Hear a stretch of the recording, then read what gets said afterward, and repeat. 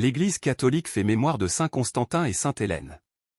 Le calendrier mentionne comme saint Constantin l'empereur romain qui mit fin aux persécutions contre l'Église du Christ en 313, par l'édit de paix de Milan. On lui doit aussi d'avoir convoqué le concile de Nicée en 325. Ce mérite indéniable suffit-il pour le qualifier de saint? Il demeure vénéré comme tel en Orient. Dès sa prise de pouvoir, Constantin se saisit des affaires de l'Église, se croyant chargé par Dieu de la mission de chef du peuple chrétien. Son empire du Christ inaugure l'ingérence du pouvoir politique dans le domaine spirituel. Il en découlera un profit certain pour l'empire et divers avantages pour développer la religion chrétienne.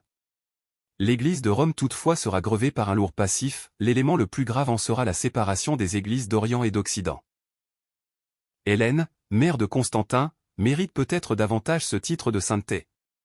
Son fils lui confiera une lourde mission, dont elle s'acquittera à merveille, construire de fastueuses basiliques à Bethléem et à Jérusalem sur les lieux sacrés de la Nativité, de la Résurrection et de l'Ascension du Seigneur. Elle est également fêtée le 18 août. Constantin vient du latin constantia, persévérance. Ceux qui ont souvenir d'Hélène de Troie savent que ce beau prénom est grec. Il vient du grec hélé, qui signifie l'éclat du soleil. Des saints plus récents sont rappelés en divers calendriers et instituts religieux. Ainsi saint Eugène de Masno en 1861. Évêque de Marseille, il fut le fondateur de la congrégation des missionnaires Oblats de Marie Immaculée. Le père Cormier, maître général des dominicains au début du XXe siècle, fut proclamé bienheureux avec les dominicaines Marie Pouspin et Agnès de Langeac en 1994. Saint Constantin et sainte Hélène, priez pour nous. Évangile. Qu'ils deviennent parfaitement un. Alléluia. Alléluia. Que tout soit un. Comme toi, Père, tu es en moi, et moi en toi. Pour que le monde croie que tu m'as envoyé. Alléluia. Évangile de Jésus-Christ selon saint Jean. En ce temps-là, les yeux levés au ciel, Jésus priait ainsi.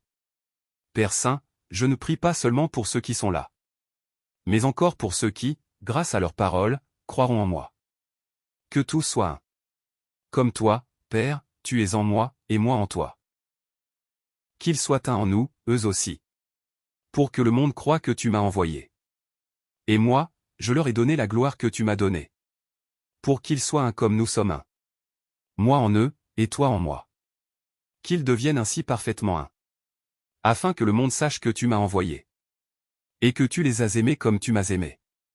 Père. Ce que tu m'as donné. Je veux que là où je suis, ils soient eux aussi avec moi.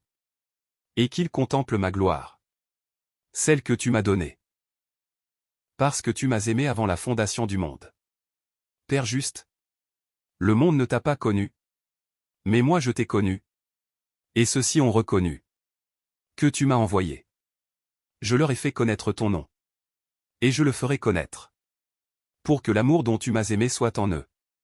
Et que moi aussi, je sois en eux. Acclamons la parole de Dieu. Louange à toi Seigneur Jésus.